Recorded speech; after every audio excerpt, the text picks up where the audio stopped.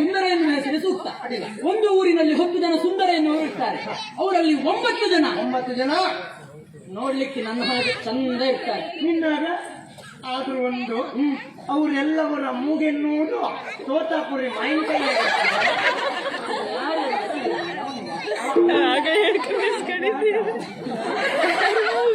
ಹಿಂಗೆ ಹೇಳದ್ದ ನನಗೆ ಹೇಳುದ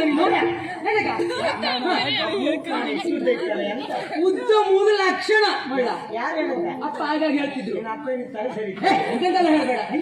ಈ ಉದ್ದ ಮೂಗು ನೋಡಿ ಒಂದು ಹುಡುಗಿ ನನ್ನನ್ನು ಪ್ರೀತಿ ಮಾಡಿದ್ದಾಳೆ. ಎಂತ ಮಾಡುದು? ಮೂಗು ನೋಡಿ ಹುಡುಗಿ ಪ್ರೀತಿ ಮಾಡಿದ್ದಾಳೆ. ಇಲ್ಲ, ಆ ಹೆಣ್ಣಿಗೆ 10 ಮಂಡಿ ಹಾಳಾಯ್ತು.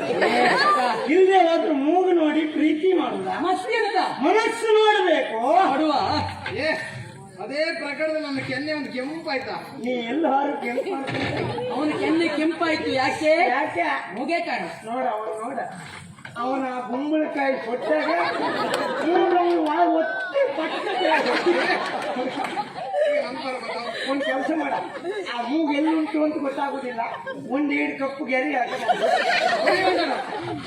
ಅದಲ್ವಾ? 9 ಜನ ತಂದ ಇರ್ತಾರೆ. ಅವ್ರ ಕಥೆ ಬಿಡುವ. ಇನ್ನೊಬ್ಬ ಇರ್ತ ಸುಂದರ. ಅವನು ರೂಪ, ಅಯ್ಯೋ ಅವನು ಚಂದ, ಅವನ ಆಕಾರ ಮಾಡುವ ಅವನ ಆಕಾರ, ಅವನ ಸೌಂದರ್ಯ, ಆ ಮುಖ ನೋಡ್ಬೇಕು. ನುಸಿ ರೋಗ ಪೀಡಿತ ತೆಂಗಿನಕಾಯಿ. ನೀವು ಒಬ್ಬನೇ ಬೆಳವರಿ ಹೌದು, ಅದೇ ತೆಂಗಿನಕಾಯಿ ಪದಾರ್ಥ ಮಾಡಿ ಅದಲ್ವಾ? 10 ಜನರ ಹೆಸರು ಒಂದೇ ಆದ್ರೂ ವ್ಯಕ್ತಿತ್ವ ಬೇರೆ ಬೇರೆ ಅಂತ ಹೇಳಿದ್ದು. ಆಗ ಒಲಿದರ ಎಲ್ಲವೂ ಸಿಗ್ತದೆ. ಆಗ ಮುನಿದ ಅಂತಾದ್ರೆ ಪಾಲಿಗೆ ಕುಷ್ಠರೋಗ ಬರ್ತದೆ. ಎಲ್ಲಿದ್ದ ಕುಷ್ಠ? ತೆಂಗಿನಕಾಯಿ ತಗೋಬರ್ತೇನೆ ಅಂತ ಹೇಳಿ ಕೆಲವು ದಿವಸ ತೆಂಗಿನಕಾಯಿ ತಗಿಲಿಲ್ಲ. ಹೇಳಿದ್ ನಾವು ಕುಷ್ಠ ಅಲ್ವಾ? ನಿನ್ನ ಪಾಲಿಗೆ ಕುಷ್ಠ ರೋಗ ಬರ್ತದೆ ಅಂತ ಹೇಳಿದ್ದು. ಅದೆಲ್ಲಾದ್ರೂ ಬಂದ್ರೆ ಆಮೇಲೆ ನಿನ್ನ ಮುಖ ನೋಡ್ಲಿಕ್ಕೆ ಆಗುದಿಲ್ಲ. ಇವಾಗ ನನ್ನ ಮುಖ ನೋಡಬಹುದೇ? ನೋಡ್ಬೋದಪ್ಪ. ಈ ಮನೆ ಎದುರುಗಡೆ ಎಂತ ಒಂದು ನಿಲ್ಲಿಸ್ತಲ್ಲ, ಎಂತ ಬೆಚ್ಚಪ್ಪನ ಹಾಗೆ ಉಂಟು. ಈ ಅಪ್ಪ ಮಗ ದಾರಿ ಯಾರು ಬೇಕಾದ್ರೂ ಬರ್ತಾರೆ, ಇವ್ರು ಬರುದಿಲ್ಲ. ಕೆಲವೊಂದು ಉದಾಹರಣೆ ಕೊಟ್ಟ, ಯಾವ್ದು ಸರಿಯಾದ ಹೋಗುತ್ತಿಲ್ಲ. ಯಾವುದೂ ಸರಿ ಇಲ್ಲ. ಒಂದು ಸರಿ, ಆ ನುಷಿರೋಗ ಪೀಡಿತ ಸುಂದರ ದೇವರ ಆವಾಸ ಸ್ಥಾನವಾದ ಹುತ್ತವನ್ನು ಒಡೆಯುವುದಕ್ಕೆ ಮುಂದಾದ್ರೆ ನಿನ್ನ ಪಾಲಿಗೆ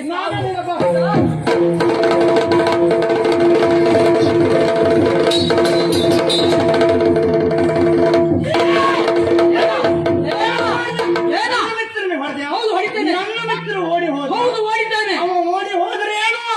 ನಾವು ಓಡುವ ಮಗ ಅಲ್ಲ, ನೆನಪಿಟ್ಕೋ. ನಾನು ಕೊಟ್ಟ ಪೆಟ್ಟನ್ನ ತಾಳುವುದಕ್ಕಾಗದೆ ನಿನ್ನ ಮಿತ್ರ ಓಡ್ತಾ ಇದ್ದಾನೆ ನೋಡು. ಓಡ್ದ? ನಿನಗೂ ಪೆಟ್ಟು ಬೀಳ್ಬಾರ್ದ?